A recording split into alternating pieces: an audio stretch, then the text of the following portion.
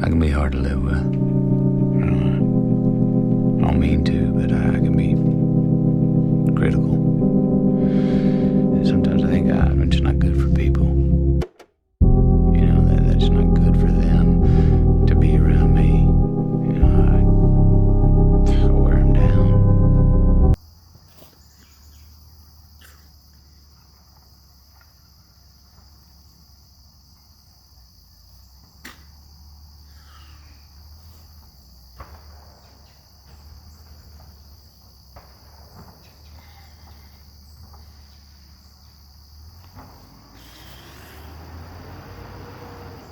Winter's coming. Winter is most certainly coming. Been thinking about it a lot. Mostly because I'm not really looking to heap on more suffering, unneeded suffering. I see the geese. I see the snowbirds.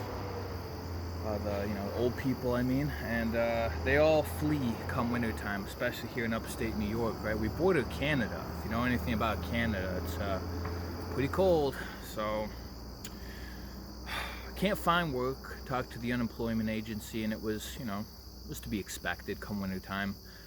I've been in the trades for 7 years. I'm well aware of what contractors do come wintertime, and that is they pool all the work for their own.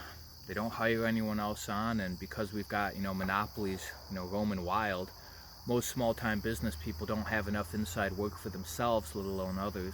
So I'd be relegated to finding some grocery store, some part-time job, and they're not hiring, man. I tried these last 3 months, and it's all crickets. So eventually you have to understand that as a wandering bastard, as a vagabond, as a homeless, you need to embrace a more nomadic type lifestyle, and that is moving, okay?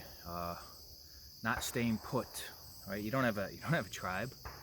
You ain't got no lawn house. You ain't got no stability. You're gonna have to continually move, and I'm starting to embrace that. I've embraced solitude. I've embraced being alone. I wouldn't say I'm self-sufficient by any means, but I've kind of understood that in this day and age you can beg and get enough to just get by. And as a more nomadic lifestyle sets in, experience trumps the sedentary. I don't have a room, so I can't just be room rotting. I can't be sitting there playing video games, nor would I really want to. So I'm gonna give myself about another month, maybe a month and a half, and before winter comes, snow starts falling, I'm gonna have to get out of here. I don't know where. That's the problem, right? I'm very aimless. I'm very directionless. Some of you have commented, hey, try woofing, try work away. And these are all sound suggestions, so I will give that a try in the next month and a half, and if nothing comes of that, I will be getting on my bike and either hitchhiking or biking my way to the next area I can, somewhere warmer to escape the cold, escape winter. I've learned a lot about how I deal with people looking at me all the time and being very suspicious of me. Again, I've never really been homeless like this. Last time I was living out of a car, so I could always put something to cover the windows. I could stay in there and not have to worry about prying eyes. But when you're out and about, out in the middle of nowhere, everyone's looking, everyone's suspicious, everyone's curious, right? The rubberneck syndrome.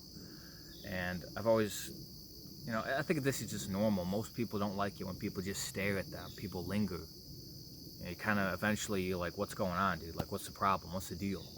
And most people, they're not going to be honest, so they're going to be like, oh, my bad, and they get out of the way. But eventually that catches up to you. People will start thinking in town that you're dangerous, or you're up to no good. And I think I've outlived my reputation precedes me in this town, and I need to move on. I'm gonna take what I've learned about myself and how I interact with others, and like water off a duck's back, I'm gonna take these things to the next town and learn that you know, this is just the way people are. They're going to be curious. They're going to think the worst, and you can break that cycle by interacting with them. Okay, by not being so standoffish, by not, you know, telling people to fuck off when they irritate you, and to just embrace civility. You don't have a choice, right? You don't. You're down and out, man. You got no rights. The last thing you want is for anyone that could help you or could give you a leg up in this world to think anything but the best, right? Or think anything but that you're just, you know, keep minding your own business and keeping to yourself. You don't want a bad reputation. So my reputation precedes me. There's no work in this town. The people in this town are degenerate drug addicts and fucking weird, so I don't really want to be here much longer anyways. I'm glad to have gotten food stamps. I can always apply elsewhere. Being as I've already gotten it once, I can surely get it again. And so, yeah, I'm just gonna move on. Probably either to the center of the country or to the coasts, because the coastline always has some kind of work, whether it's day work or whatever. And I think the people, I know for a fact that people are much more amiable, cordial, and full of life. Something about, you know, the water, something about sun, something about the beaches, something about you know, people being forced to kind of go outside and do stuff, walk, bike, whatever, stay active. It brings out the best in people, right? There's a reason why I'm such a physical dude, and I think, you know, physical activity is beneficial. I think, you know, a good diet is beneficial. I think some type of activity is beneficial because I've seen time and time again what it's done to the temperaments and dispositions of those around me, you know, young, old, or, you know, our age. So I think I'm just gonna travel on, but I really don't have any desire to bike. It's a huge task. I mean, I put a movie up. It was about, you know, a guy walked the Appalachian Trail with another guy, and, you know, they get about halfway through before they've gotten all they need to out of it. But I mean, just traveling, you know, let's say 1,000 miles is more than enough for most people, and that's by foot. You know, biking is just, I just don't want to do it, man. You know, it's one thing to be going along the Appalachian Trail. There's no trail that goes from A to B like I would like to, whether to the coast, whether to the west. There's no trail that's going to consistently do that. You're going to have to go through towns. You're going to have to go on like the highway. It's just going to be like this very weird process, and it's dangerous. So I'm not looking forward to that. I don't want to do that. I'd much rather, you know, hitchhike or find someone who's already moving in the direction and be in their good graces, their good company, and take advantage of that. But yeah, you know, I have the privilege of being able to think, being able to refine my character, being able to learn from my mistakes. People, you know, there's more than enough people that do see me on a day-to-day basis that I have talked to, that will give me the benefit of the doubt.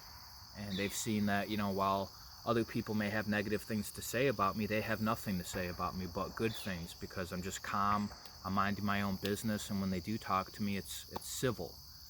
You know, you'll see some of these videos, man, where I'm kind of manic, I'm anxious, I'm very intense, and that's just on these videos. I don't come off that way in real life. This is how I come off in real life. Okay, I'm pretty calm. I'm really just not trying to talk to people, and if I do, it's, you know, it's like this. It's calm, it's civil, it's peaceable. You know, YouTube, it gives you the ability to really be raw, which is why I make the videos, right? I kind of get an emotional tizzy, and I say what I need to say. I say what's on my mind, and I get out the frustrations that are being pent up, because you can't, you know, really let out these frustrations in public, in real life. It's not gonna be of any benefit to you. So, you know, this is an outlet. Most people use a channel like this as an outlet. So, you guys wanted more videos, you wanted me to update more frequently, here it is. Enjoy.